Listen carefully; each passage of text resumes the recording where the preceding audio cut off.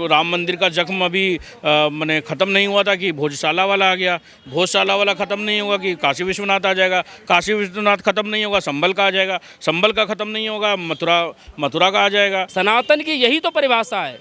हम जब तक बोलते नहीं हैं, जब तक हमें कोई छेड़ता नहीं है। हमें छेड़ा, हमने अपना एक एक करके राम मंदिर लिया, कई सालों से लड़ाई लड़ी, और ये हमारी शालीनता है कि हम न्यायालय के फैसले को मान्य करते हैं। ऐसे ऐसे अभी 33,000 मंदिर हैं हमारे जो हम लेंगे। अब कुतुब मीनार चले जाएंगे, कुतुब मीनार के वहाँ पे लिखा हुआ है कि 26 या 27 जैन मंदिर को तोड़ करके ये बनाया गया। वो कुतुब मीनार नहीं, वो हमारा ध्रुव स्तंभ है। आपने देखा होगा कभी मंदिरों मस्जिदों की तरफ से भंडारे लगते हैं क्या? मंदिर में भंडारे लगते हैं, गुरुद्वारे में भंडारे लगते हैं, लोग खाते हैं, बड़े आनंद से प्रसादी लेते हैं। तो जो हम पैसा देते हैं वो हमारे सनातन के ही काम आना चाहिए, सनातन बोर्ड बनेगा तो। शाला का जो फैसला आया उस पर सहमत है? उस फैसले से खुश हैं? बिल्कुल खुश है मैम। ठीक है, खुशी। ओवैसी तो नाराजगी जाहिर कर रहे हैं, कह रहे हैं कि ये दूसरे धर्मों का अपमान किया जा रहा है। वो पाकिस्तान नहीं गए, यही है क्या? मुझे लगा पाकिस्तान क्यों जाएंगे? नहीं, बहुत अरे पाकिस्तान प्रेस लोग पाकिस्तान नहीं जाएंगे, कैसा बात आप बोल रहे हैं? मुझे लगा अभी तक चल गए होंगे पाकिस्तान। खैर कोई बात नहीं, नहीं गए तो चलिए, आगे आने वाले टाइम में अभी बहुत जख्म बाकी है, अभी उनको बहुत जख्म मिलेगा। उनको आरफा खुरम शेरवानी जो है, उनको ये उनका ही था ना कि हर दिन हर एक नया जख्म। अभी राम मंदिर का जख्म अभी मैंने ख़त्म नहीं हुआ था कि भोजशाला वाला आ गया, भोजशाला वाला ख़त्म नहीं होगा कि काशी विश्वनाथ आ जाएगा, काशी विश्वनाथ ख़त्म नहीं होगा संभल का आ जाएगा, संभल का ख़त्म नहीं होगा मथुरा का आ जाएगा। तो मैम देखिए, ये जो मैं आपको 2-4 नाम गिना दिया, वो 2-4 नाम है, महज 2-4 नाम है। ऐसे ऐसे अभी 33,000 मंदिर हैं हमारे जो हम लेंगे। जहाँ पे एक बात बताइए, मस्जिद में जाएंगे, मस्जिद में नारियल का, त्रिशूल का, ये सब का क्या काम? वहाँ पे बेलपत्र का, वहाँ पे क्या काम? वहाँ पे इनग्रेव्ड है, सारे इनग्रेव्ड हैं। अगर आप कुतुब मीनार चले जाएंगे, कुतुब मीनार के वहाँ पे लिखा हुआ है कि 26 या 27 जैन मंदिर को तोड़ करके ये बनाया गया। वो कुतुब मीनार नहीं, वो हमारा ध्रुव स्तंभ है। मेरा तो मन करता है भाई, बीजेपी की सरकार है, मैं बुलडोजर लेके पहुँच जाऊँ वहाँ पे, मगर क्या करूँ, बाल बच्चे वाला आदमी हूँ। बच्चे घर जाऊंगा तो पापा घर करेंगे, तो बच्चे को क्या खिलाऊंगा अगर जेल चला जाऊंगा तो? मगर वही है, बंधा हुआ हूँ। हाँ, मगर अब कोई और, जैसे आरएसएस वाले गए थे 1900 क्या बोलते हैं, ये बाबरी मस्जिद का जो विध्वंस जब हुआ था, आरएसएस वाले गए थे। अब आरएसएस की जितना जिगरा तो है नहीं, मगर हाँ, उन लोग कट्टर सनातनी थे। शाला का जो फैसला आया है उस पर ओवैसी नाराज़गी जाहिर कर रहे हैं, कह रहे हैं ये फैसला उसी तरह आया है जिस तरह से बाबरी मस्जिद का आया। बाबरी मस्जिद ना तो उसकी थी, बाबर की वो आक्रांता की बनाई हुई थी।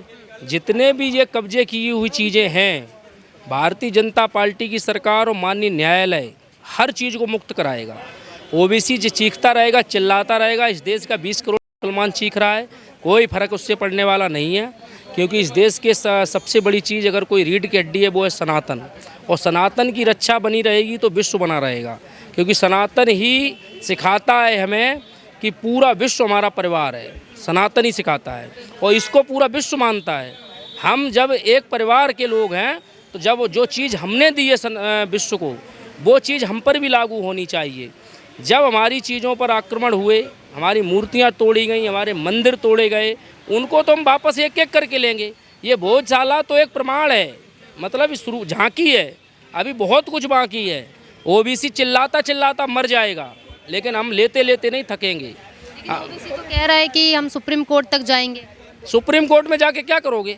चले जाओ, किसी ने रोका है क्या? बाबरी के लिए भी गए तो सुप्रीम कोर्ट, फैसला हमारे पक्ष में आया और आते रहेंगे। हम ये कहते हैं, हमारे जो विष्णु जैन साहब हैं, उनको हमारी उम्र भी लग जाए, अगर उनको उम्र कम पड़े तो हमारी उम्र ईश्वर उन्हें दे दे, ताकि हमारे जितने मंदिर अभी दबे हुए सब हमें मिल जाएं, सनातन को मिल जाएं। और जो भाई ने कहा कमेटी बननी चाहिए, वास्तव में सनातन बोर्ड की ज़रूरत है इस देश को। सनातन बोर्ड बनेगा, हम लोग जो पैसा देते हैं, आपने देखा होगा कभी मस्जिदों की तरफ से भंडारे लगते हैं क्या? मंदिर में भंडारे लगते हैं, गुरुद्वारे में भंडारे लगते हैं, लोग खाते हैं, बड़े आनंद से प्रसादी लेते हैं। तो जो हम पैसा देते हैं वो हमारे सनातन के ही काम आना चाहिए, सनातन बोर्ड बनेगा तो। ये इनके चक्कर में हमारा पैसा क्यों बर्बाद करें? हम सब्सिडी में पैसा क्यों देंगे? वो तुम्हारा काम है, तुम जानो, हमें क्या। तो एसआई पे भी क्या उस टाइम दबाव था कि जो उन्होंने इजाज़त दे दी मुस्लिमों को नमाज़ पढ़ने की, ये तो गलत है ना, उनकी भी तो गलती है। उस समय सरकार ही मुस्लिमों की थी, तो उनके पक्ष में फैसला आएगा। आज हमने सरकारें बनाई हैं, हमने संघर्ष किए हैं, किस लिए किए हैं? क्या हमने महंगाई डीजल पेट्रोल के लिए सरकारें नहीं बदली हैं? ये पूरे देश को जान लेना चाहिए कि इस देश के सनातनी ने सरकार महंगाई डीजल पेट्रोल इनके लिए नहीं चुनी है। सरकार ने सरकार सनातनियों ने चुनी है, तो इसलिए चुनी है कि हमारी जो संस्कृति है, जो हमारे देवी देवता, उनकी रक्षा हो सके। बंगाल का परिणाम क्या है? बंगाल का परिणाम लोगों के सामने जीता जागता उदाहरण है कि जब हमारे मंदिरों में ताले डाल दिए गए, हमारी जो शोभा यात्राएं बैन कर दी गई, तब जाकर हमारे वो हिंदू जागे और ऐसा ख़त्म किया टीएमसी को, जीवन में कभी उठेगी नहीं, ख़त्म कर देते हैं। सनातन की यही तो परिभाषा है। हम जब तक बोलते नहीं हैं, जब तक हमें कोई छेड़ता नहीं है।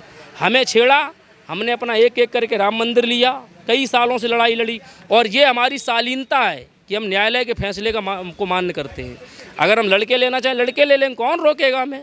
कौन रोकेगा? हमारे जो मंदिर हमारे हैं।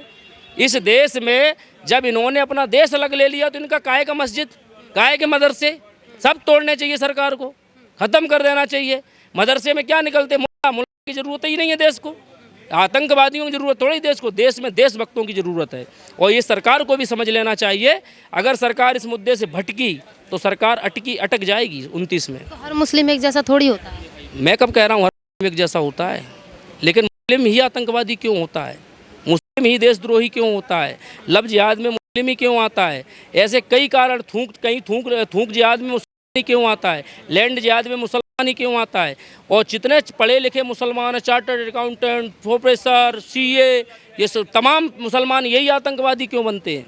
इनको सिखाया यही जाता है मदरसों में कि तुम यही करिए, बम फोड़िए देश में। जिसको देश से प्रेम नहीं, उसको देश में रहने का अधिकार नहीं। और वो जो ईमानदार मुसलमान है, जिसको आप कह रहे हैं सच्चा पक्का, वो उनके करनी पे चुप रहता है, इसलिए वो भी कटघरे में खड़ा हो जाता है। अगर हमारे में कोई गलत करेगा, सबसे पहले हम उसकी उंगली उठाएंगे। हमारा बच्चा गलत करके आता, हम थप्पड़ मारते हैं उसको, अगर वो नहीं मानता है। कई एनकाउंटर इस देश में हुए हैं, सरकारों ने किए हैं, जो हिंदुओं ने खुल के कहा है, उसके अगर घर का व्यक्ति है तो उन्होंने कहा अच्छा हुआ कर दिया, ये कलंक था हमारे ऊपर। कोई मुसलमान ये कहता है कि हमारा ये कलंक था, जो कि वो देश का कलंक है और उसको मिटाना ही चाहिए। और सरकार से निवेदन है, मोदी जी, आगे आने वाले योगी जी हैं, सनातन की रक्षा के लिए सनातन बोर्ड बनाइए, ठीक है, और तभी सनातन की रक्षा होगी। और आपको इसीलिए चुना गया है